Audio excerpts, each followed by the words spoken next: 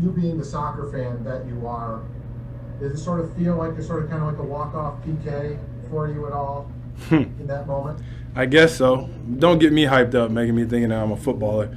That's half of my problem. But as long as we win, I wish I could kick it in there and say that that's how I want it. But we'll take a dub however we can get it.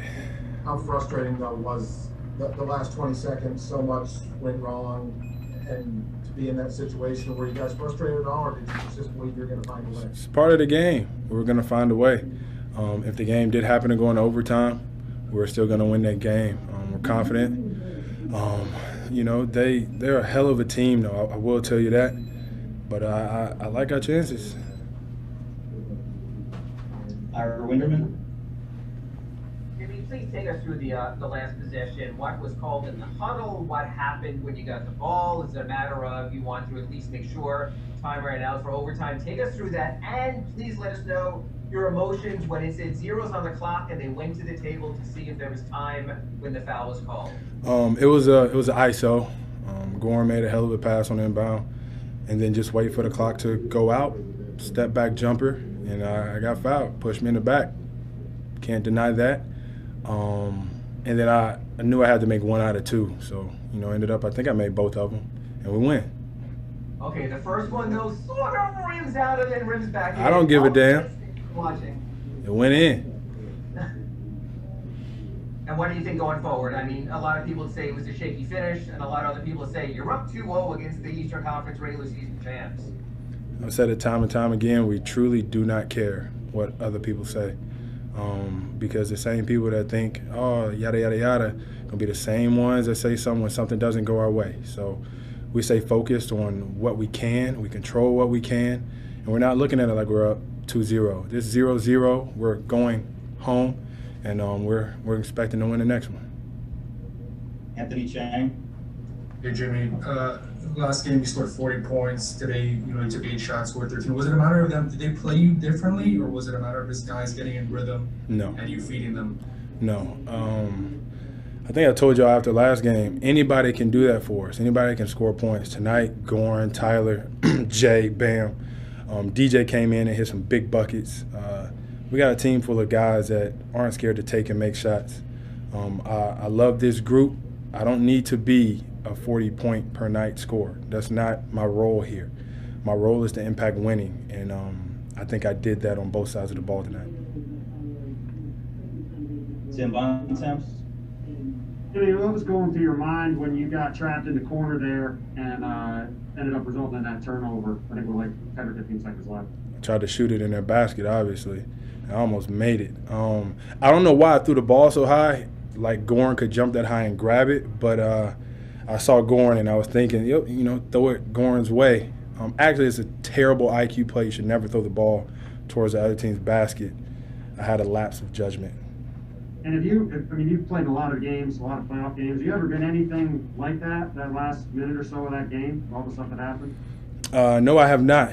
But you never know what to expect in the playoffs. But we got to win out of it no matter what happens. 3 free throws for them, 2 free throws for us. We got a W in that column. Taylor Rooks. Hey, Jimmy, going away from the game just a bit, when you were walking off the court, I saw you look at Pat Riley, and you said, you're healthy, so you don't have to worry about giving you a heart attack. But you guys seem to have such good camaraderie. There's always some moments between you guys. Describe that relationship, because I don't know if most players have that with their execs.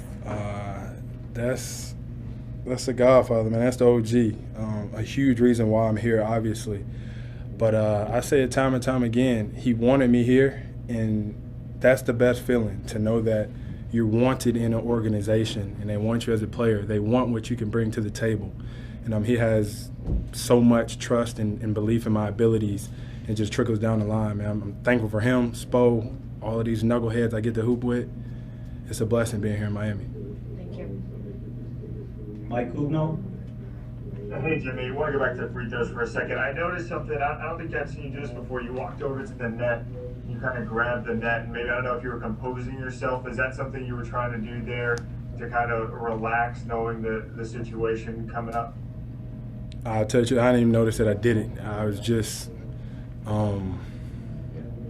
walking out there. Tell you the truth, I didn't even realize that people weren't going to be on the side of the lane. So I just walked up there, tugged on the net, and went back to the free. It was nothing to it. I don't even know why I did it, but I guess it worked. Maybe I should do that every game. Nick Friedel. Jimmy, in a normal world now, you would go back home and have the next couple games in Miami. What do you have to say to everybody to maintain the mental focus that you guys have had now since you've been in there? Nothing. I don't have to say anything. They know. It's a known thing that you can't relax. You can't get comfortable. They're too good of a team, and they do so many things well that we have to continually get better. Because I don't think we played our best type of basketball tonight. We will study this film. We will practice. We will work on that. And we'll come back even better than we were tonight. West Landing.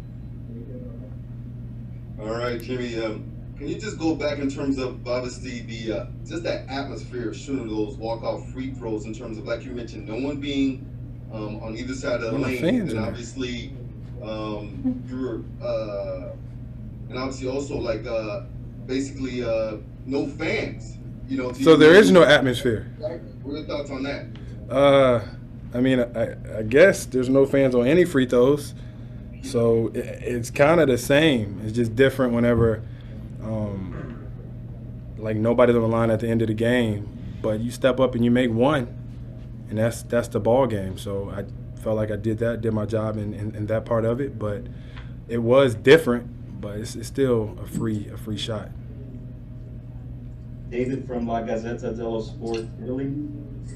Hey Jimmy, you guys finished with 7 players in double figures. You mentioned this, how deep is your team, but what do you think about how many weapons you guys have and how can you guys use it at the best?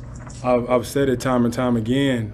We have so many guys that do so many things well, and whenever you have that, you can't key in on just one guy. We got so many guys that are constantly working on their game. They get to pick and choose their spots. You know, Duncan was huge for us. Ban was huge for us. Tyler, Goran. I'm trying. Well, if you want to do that, your back won't hurt. But it feels good to know that these guys are comfortable in any point in the game.